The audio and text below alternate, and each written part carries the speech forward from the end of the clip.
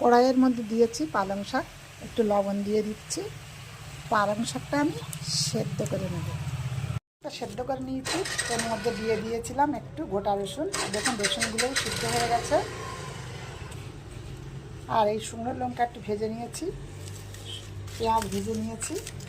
এবার শুকনো লঙ্কাগুলো একটু লবণ দিয়ে মেখে নিচ্ছি।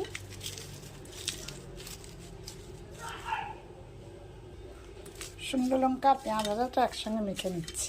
এর মধ্যে এবার দিয়ে দেবো একটু সরিষার তেল, একটু বেশি করেই দিলাম। এর মধ্যে দিয়ে দেবো এবার একটু সেদ্ধ আলু।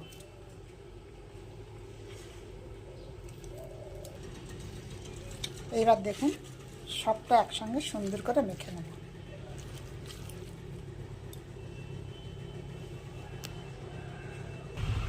যে বন্ধুরা পালং শাক খেতে ভালোবাসে না, এইভাবে মেখে খেয়ে দেখবেন খুব সুন্দর লাগে, বারবার খেতে ইচ্ছে করবে।